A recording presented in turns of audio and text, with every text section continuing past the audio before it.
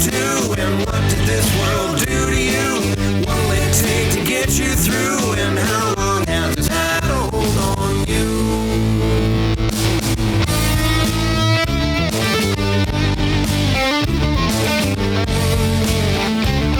Hello, good day. Welcome to another edition of Addicted2. It is my pleasure to introduce my good friend, my very first sponsor, Lon. How you doing, buddy? I'm doing well, Sean. It's been an honor. Thank you for having me on your broadcast with you, man. It's just, when I first heard about it, and I thought, wow, okay, wow, let's see. Don't have to script anything. We can just sit and chat and talk about things like we're everyday people just talking about life. Exactly. And where my life is today and what it's like today, right? And the trials and the tribulations I went through to achieve where I am in my life today, and to be able to achieve that at a steady, continuous, serene level in my life, the peace that I do have in my life now, and with my family and my friends and relatives, and all people that I know in my life, right? I needed to go for help where I was in my life at the time. There was things bringing me down, and I tried to do it myself, and I could not put it all together. My life just kept getting worse. I did a lot of, nobody could believe what I said. And I started believing some of the stuff that was not truthful to myself. I really believed that I was doing the right thing, and everybody else was, it was their fault that my life was taking this particular turn at that time in where I was in my life. So, it's been pain. Like not physical pain, but emotional pain that I've gone through with my son, my family, my parents, my first wife, my second wife. Where I was, I treated everybody just like they were. I didn't treat them like human beings. The word, the word treating, and you treat a dog better than the way I treated some people, Sean. And Well, you and me both. I mean, we're not present. We're all so self-centered. yes, very much so. And that plagued me to a point where I was on the edge. I was at a turning point in my life where I was going. I thought about, getting rid of myself. I'm no good to anybody. At the time, I was living in my car. I had a sports car. I always kept up my image because that ego thing was always there. I kept up a certain image, but I was dead inside. I was dying inside. I was crying for help inside. I could not. I thought about taking my life, but I didn't have the courage to take my Well, life. thank God. Yeah, I didn't have the guts. I was a coward to take my life. Is it a coward, or is it there's something deep inside want to live? Because, we've all had some dark places. I never really came to the point where I contemplated it, but I don't think it's cowardice. I think there's a seed there that you want to live. It's just out of desperation, we think we run out of options. Yeah, and I thought I had ran out of everything, right? Yeah, we get there. Yeah, and that's the way I thought. So no, you got a good point there. It's not cowardly. It's myself in my inner being, my heart and my soul. I really wanted to live.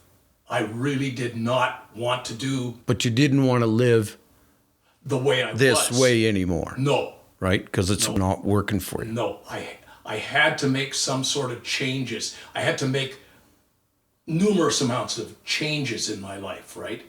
And that put me on that path to be able to maybe a talk with other people that were in my situation along those same lines, and just, and let them know that there is help if you are going through certain things, and There's no shame. no, There's no shame No. and no blame to admit that you can't do it alone and that you need help, because we've all had to, so to speak, walk through the door.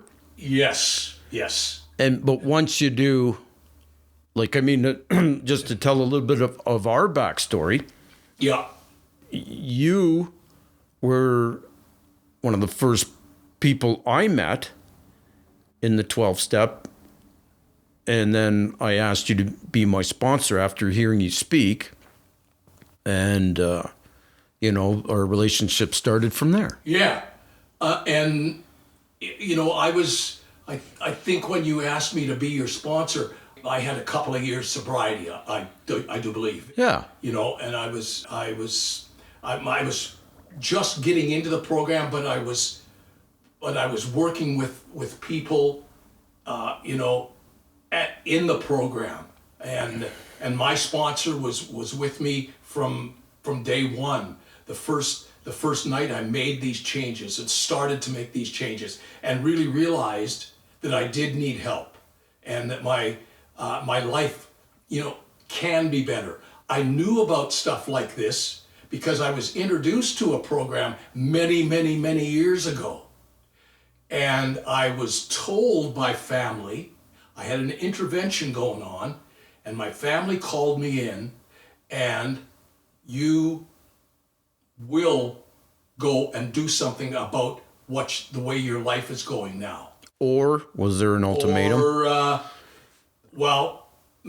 I just started a family with my first wife, and it was like they were going, right? They were going to leave, right?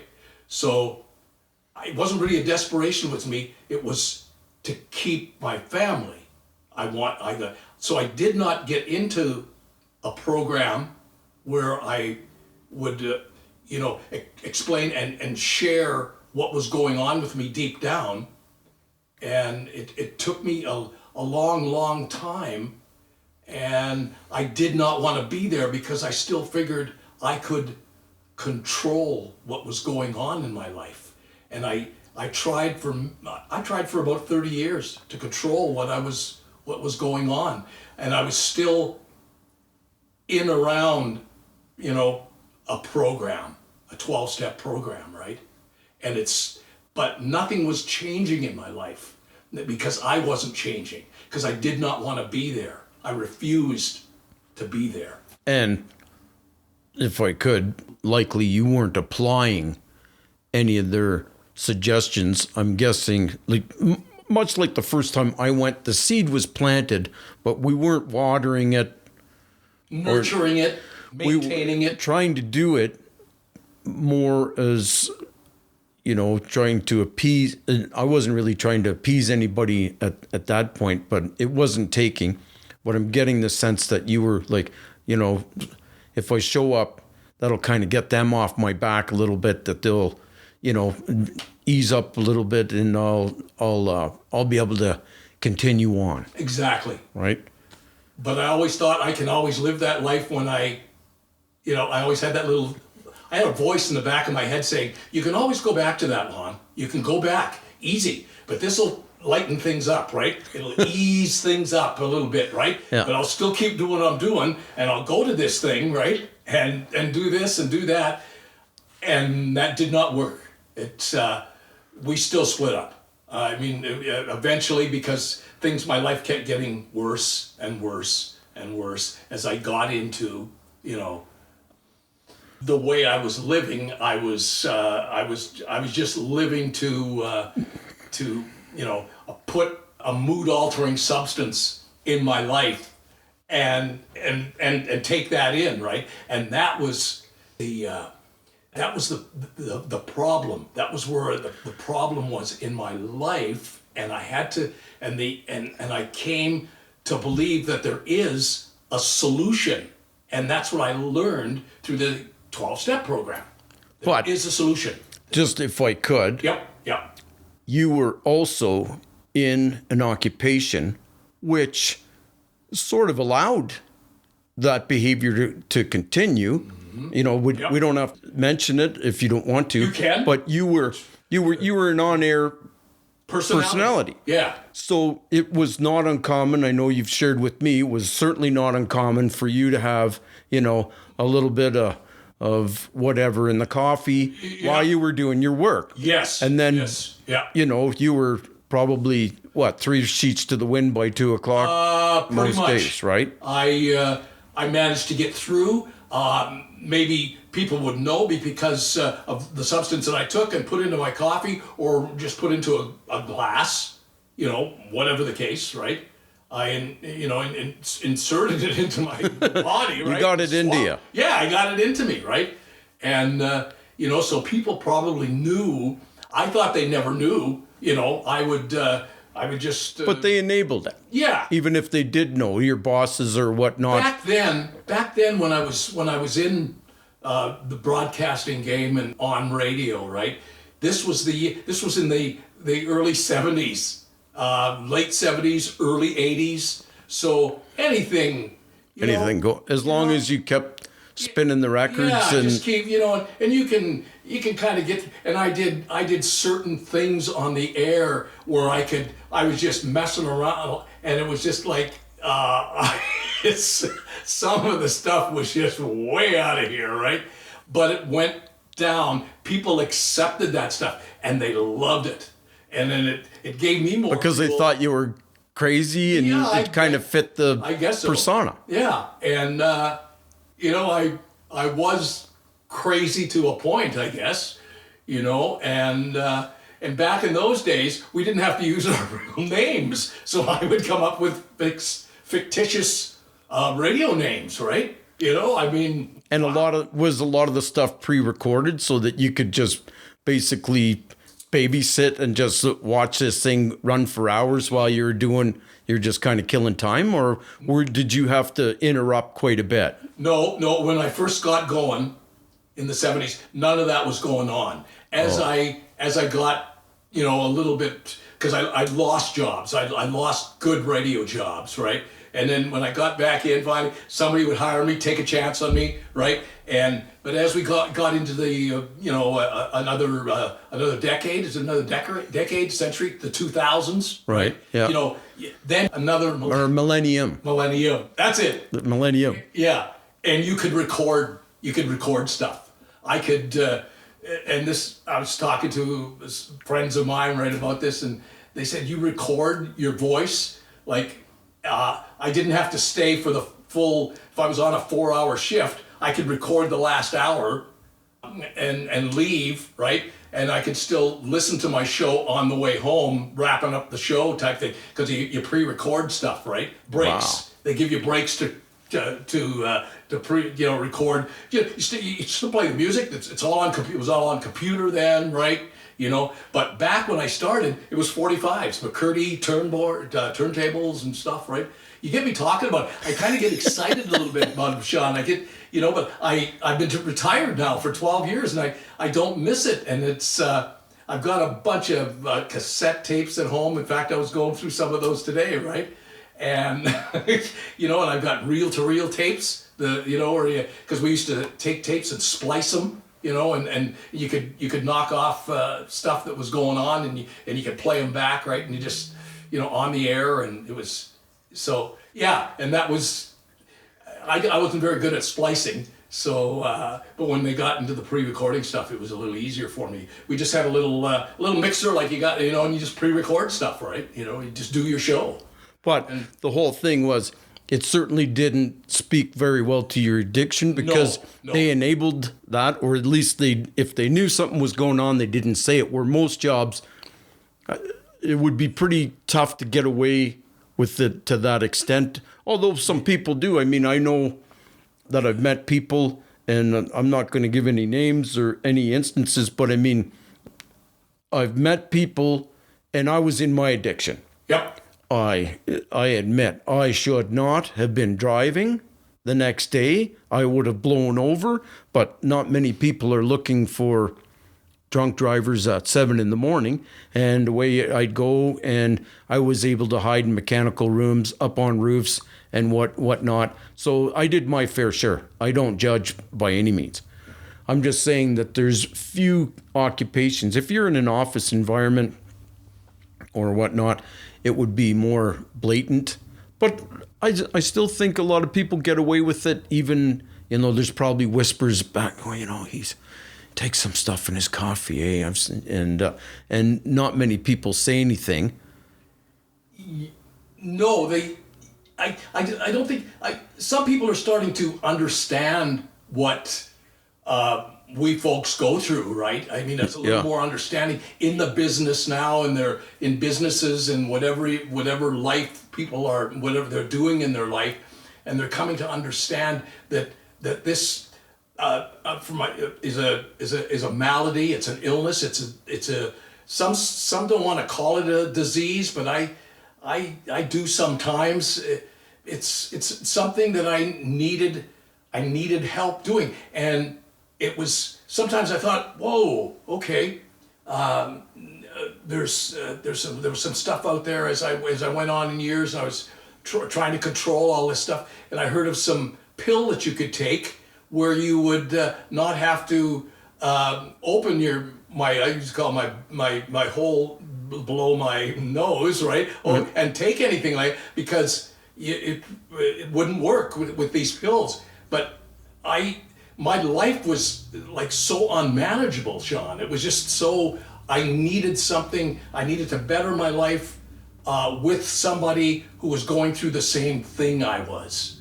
And we did that for each other, as best that I could. As when I was helping, there was about 3 of us that, you and I and a couple other guys, right, that went through the program. The 4 of us, and we'd meet, and so we were trying to help each other, but we needed that guidance, I guess, right? The guidance and strength, I guess.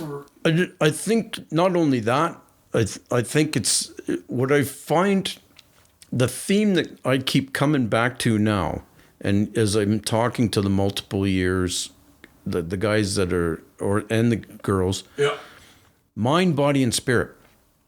And so you've got to have the connection. That's part of the mind. It's that emotional thing, because we've isolated for so long and thought we were alone. And your spiritual thing, although some people, vary in degrees and whatever's comfortable for them, but you've got to have some kind of a component that you can make peace with. And then the last thing seems to be self-care, because we continually self-inflicted more harm to ourselves and self-destruct. And if anything was going good, a lot of times I know that I would do it. I would self-destruct, because it's almost like you were afraid if anything was really going to go too well for too long, so we'd have to get in there and put a stick in the spokes. That's that little 4-letter word. False evidence appearing real. Fear just gripped us to a point. Because we're afraid of doing well. Yeah, this can't be happening, because and with me, Sean, I didn't deserve it. I felt I do not deserve it, and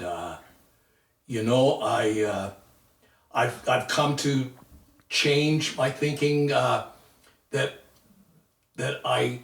I do things today to try and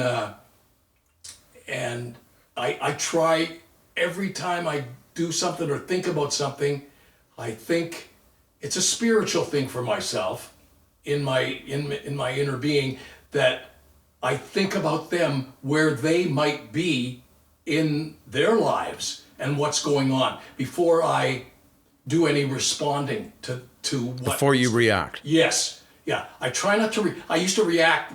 Reacting for me was like really fast, just opening up my mouth and once it's gone, it's gone. Then you probably have to make some right the wrong and stuff. But so response is like, for me, it's really come down to the point sometimes just to listen, like really, really listen to what the person is saying rather than any response at all.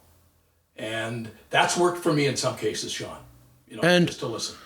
Even feeling the energy of it. I literally just going to meet a friend for some wings. And you know how sometimes you kind of pull up when you're parking in a little bit of an S position and then you're going to back up. Yeah. Well, this fella came shooting right behind me, right? And instead of me even reacting to, respond with giving any gestures or anything, I just stopped. And I let him go. And then I just thought to myself, I guess he's in a bigger hurry than I am. And so what I'm learning now, took me 12 years, you know this, I was batshit crazy. You don't need to respond to everything that happens. He went behind me. He didn't hit me. It wasn't, probably his best moment. He could have waited, I felt. But I don't run the show anymore. Yeah. And if he needed to do that and get out of the way, then right on. Then I continued on. I didn't raise my blood pressure. He probably forgot about it just as quick as it happened, and then so did I. Yeah. I didn't let it ruin. But you were my sponsor. That kind of a thing would have, I would have obsessed about it for at least an hour or two until some other son of a bitch would have done something that I would have perceived to be against me. And then you just pop a vein. I was just like you used to say, you get pretty worked up, Sean, and that's true. I did. My life was a mess, even when I put down the bottle. It was a bloody mess, and I found out. I was thinking about this, and I certainly don't want to come off as not grateful for 12 steps, but I just wanted you to weigh in on this a little bit. I find that there's a lot of pressure for step 4 and 5. But if somebody did something to you, never happened to me, but suppose somebody really hurt you and you've got resentment, say sexual abuse, that kind of a thing. Yeah. You may have some resentments and you may not even owe somebody an apology. Step 5 isn't really going to solve anything for you. You may own your part. I don't know what your part would be to bring on something like that. I don't think there would be. In any event, in some of those cases, you may need some really deep other exterior work. Professional help. Yeah. Besides. So like I said, I don't want to seem like I'm unappreciative, but I'm just saying I found in some of my own instances that I had to go and do a lot of extra work because, I believe that when I sat down into the rooms and met you, all my problems were going to be solved. And I mean, like I said, I don't want to be ungrateful. You were an awesome sponsor to me. I learned a lot of stuff. But my journey took a long time.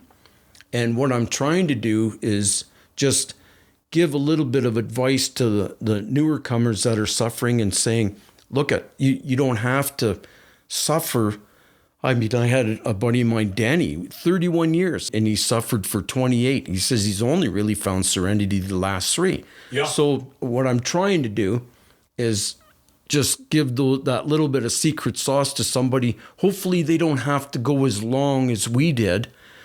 Don't put all your eggs in one basket is what I'm trying to say, but I'm not saying by any means to give it up. Work that as hard as you can. But what's your secret sauce? Because you found serenity a lot sooner than I did.